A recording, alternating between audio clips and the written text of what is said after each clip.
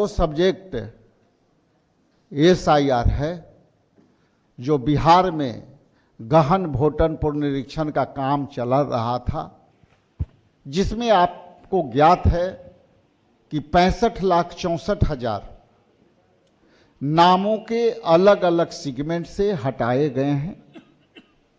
उसके विस्तृत जानकारी के लिए, वार्ता के लिए हमारे प्रणव झा साहब आपको संबोधित करेंगे।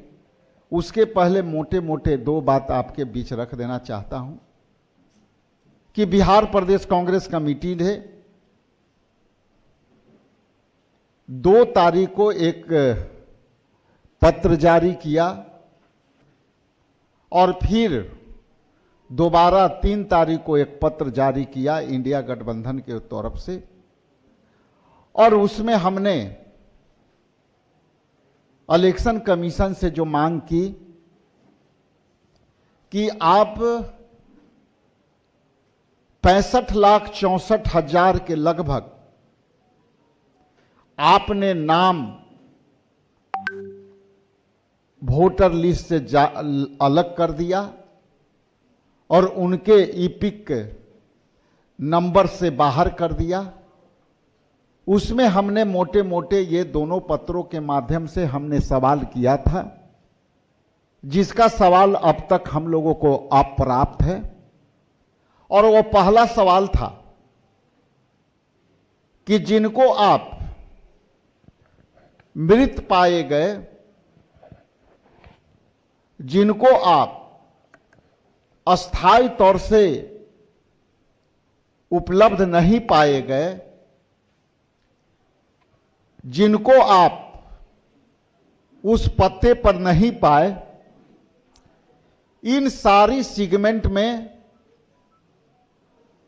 किन किन वोटरों के नाम आपने बाहर किया, उनको वोट देने से वंचित किया, उसकी विस्तृत सूची नाम और पते के साथ और वोटर लिस्ट से बाहर करने के कारण इलेक्शन कमीशन बिहार प्रदेश कांग्रेस कमेटी को मुहैया कराए। और हमने अपने लीगल एक्सपर्ट को वहां मैंने लगाया, लेकिन आपको बताते हुए आश्चर्य होगा कि कहीं भी इलेक्शन कमीशन के वेबसाइट पर या उनके प्रेस ब्रीफिंग में जो वेबसाइट पर अपलोड करते हैं, उसमें कहीं भी उनके नाम पता का जिक्र नहीं है। कैसे हटें, उनका क्या नाम था, उनके पिता का क्या नाम था। तो इसलिए इलेक्शन कमीशन जब तक ये बातें नहीं बताएगी, तब तक ले इलेक्शन कमीशन संदेह के घेरे में घेरे जाएंगे। दूसरी बात कि कई ऐसे मृत पाए गए लोगों को सूची से एलिमिनेट करने का जो सूची जारी हुआ है, कल मैं नालंदा में था, एक बूथ पर कई ऐसे लोग हैं जो उनको मृत के नाम पर उनको नाम हटाए गए हैं। हम उसको आपके बीच उपलब्ध कराने के प्रयास करेंगे, क्योंकि अलग अलग जिलों से हम लोग प्रयास कर रहे हैं कि ये सारे मुद्दे से, चाहे वो मृत्यु पर के आधार पर छांटे गए हों, चाहे एड्रेस पर अस्थायी रूप से छांटे गए हों, उनके नामों के आपके सामने प्रस्तुत करूं। इसलिए विस्तृत जानकारी के लिए मैं अपना माइक आदरणीय प्रणव झा जी को सौंप रहा हूं। आग्रह है कि आपको संबोधित करें। बहुत बहुत धन्यवाद। धन्यवाद अध्यक्ष जी।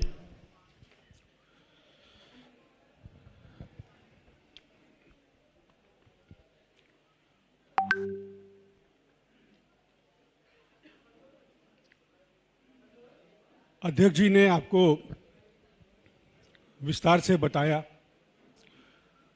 और उसका अगर सारांश मैं कहूं तो आज सुबह जब मैंने अखबार खोला यहां,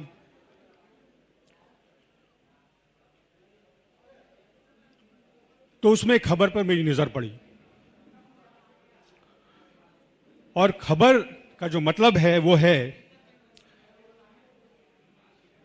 कि केंद्रीय मंत्री गिरिराज सिंह जी जिनके श्राद्ध में गए, चुनाव आयोग उनको ही श्मशान से उठा लाया है। मतलब ये वैसे लोग हैं जिनकी मृत्यु हो चुकी है।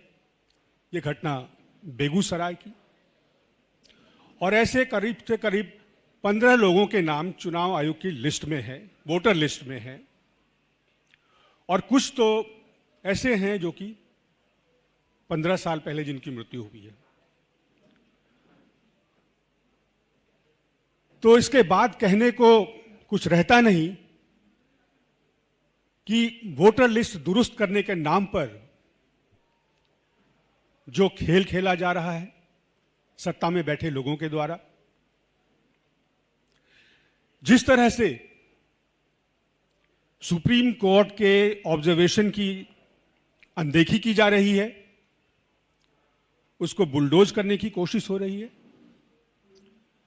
समय है जनता को जागरूक होने का, सरकार से सवाल पूछने का। और सवाल बड़ा सिंपल है, साधारण है कि जो प्रक्रिया वैधानिक नहीं है उसका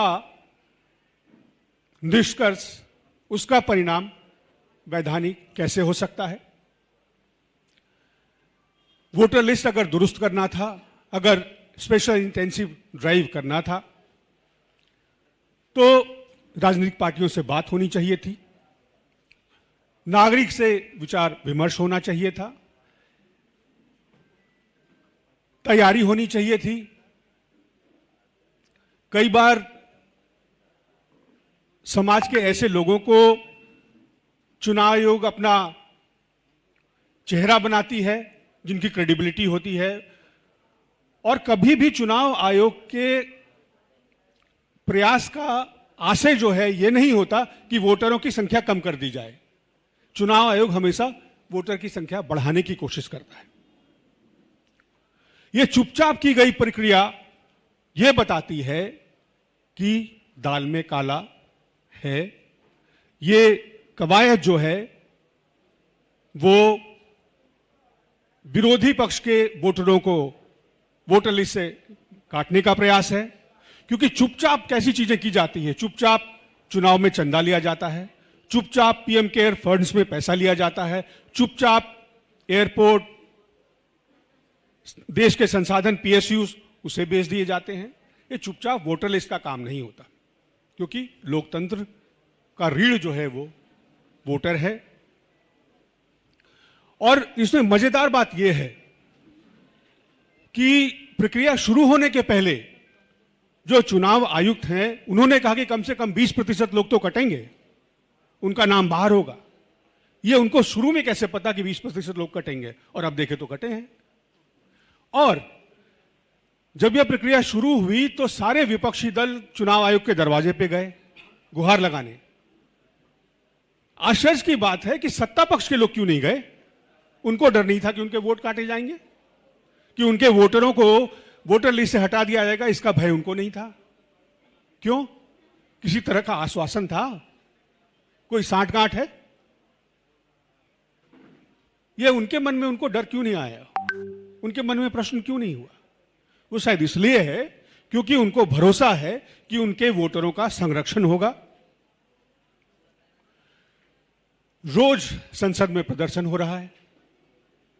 आज स्थगित हो गया क्योंकि शिबू सोरेन जी का निधन हो गया, लेकिन रोज संसद में प्रदर्शन हो रहा है। संसद में इसलिए हो रहा है क्योंकि संसद, सरकार तय करती है कि चुनाव आयुक्त की नियुक्ति कैसे होगी, और इस सरकार को देश के मुख्य न्यायाधीश पर, सर्वोच्च न्यायालय के न्यायाधीश पर भरोसा नहीं है। क्या यह आश्चर्य की बात नहीं कि प्रधानमंत्री को सर्वोच्च न्यायालय के मुख्य न्यायाधीश के ऊपर भरोसा नहीं है, क्योंकि उन्होंने चुनाव की नियुक्ति की प्रक्रिया से मुख्य न्यायाधीश को हटा दिया। लोकतंत्र के संरक्षण के लिए 3 संस्थाएं जिम्मेवार होती हैं: न्यायपालिका, निष्पक्ष चुनाव आयोग और मीडिया, स्वतंत्र मीडिया। अगर चुनाव आयोग की निष्पक्षता समाप्त हो जाएगी तो फिर लोकतंत्र हार जाएगा, क्योंकि तब आपकी आवाज दर्ज नहीं होगी, आवाज झूठ की दर्ज होगी। जो गरीब हैं, जो मजबूर हैं, जो पलायन करने को, जिनके पास कोई रास्ता नहीं है, 2-2 करोड़ लोग पोर्टल पर अपने आप को रजिस्टर करते हैं। करोड़ों लोग जो है वो 10,000 से कम आय के ऊपर आश्रित हैं। तो लगातार ह्रास होते इस लोकतंत्र में, और भारत तो लोकतंत्र की जननी है, बिहार में, मुझे माफ करिएगा मैं बिहार कह रहा था, कि बिहार लोकतंत्र की जननी है। परिवर्तन की शुरुआत यहीं से होती है। तो मैं आप लोगों के माध्यम से यहां की जागरूक जनता को अपील करूंगा, कांग्रेस पार्टी को की तरफ से अपील करूंगा कि अपने अधिकारों को समझिए। वो लोग जो आपसे वोट मांगने आते हैं, उनसे प्रश्न पूछिए कि आपके अधिकारों का हनन क्यों हो रहा है, आपके वोट को क्यों काटा जा रहा है। वो लोग, एक पूर्व चुनाव आयोग के अधिकारी ने अपना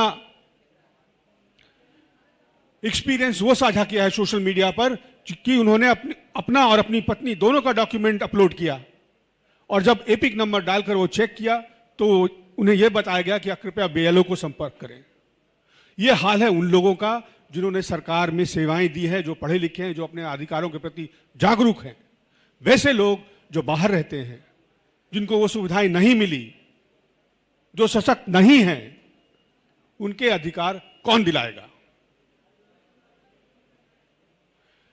उनके अधिकार को दिलाने की जिम्मेवारी आपकी है, हमारी है। आप मतलब मीडिया, हम मतलब हम राजनीतिक दल, और वो लोग जो इस प्रेस वार्ता को देख रहे हैं। यही कहकर मैं अपनी बात समाप्त करता हूं।